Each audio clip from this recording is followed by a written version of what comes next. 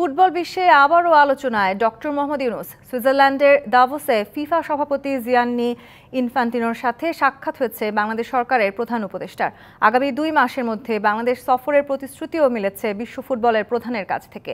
তবে মাত্র 3.5 মাসের মধ্যে ফিফা সভাপতির সাথে দুবারের সাক্ষাতে আলোচনা হচ্ছে ডক্টর ইউনুসকে নিয়ে।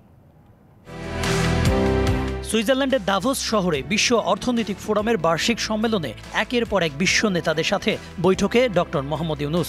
সেখানেই ফিফা সভাপতি জিয়ানি ইনফান্তিনোর সাথেও সাক্ষাৎ হয় বাংলাদেশের অন্তর্বর্তী সরকারের প্রধান উপদেষ্টার।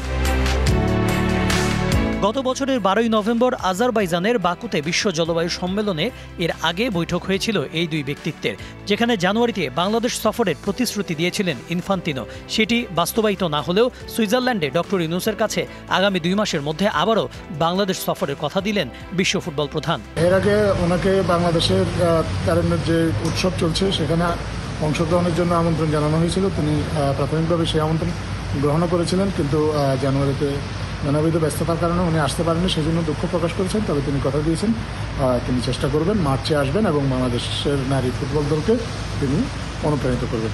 250-টিরও বেশি ডিজাইন অপশন নিয়ে ওয়ালটন স্মার্ট ফ্রিজ, বোঝে আপনার প্রয়োজন। তবে প্রায় 3.5 মাসের ব্যবধানে ইনফান্তিনোর সাথে ডক্টর ইউনুসের 2টি বৈঠক আলোচনার জন্ম দিয়েছে ফুটবল বিশ্বে।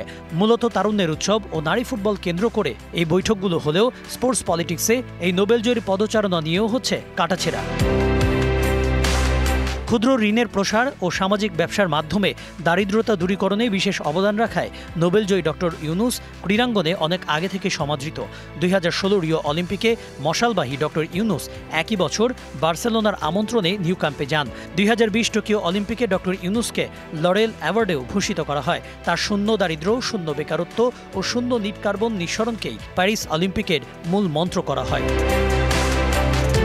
তাই ডক্টর ইউনুসের প্রভাবে দেশের ফুটবলে আরেকবার ইনফান্তিনোর পদচারণার আশায় বাংলাদেশের অন্তর্বর্তী সরকার। Kanak Mahmud, DBC news.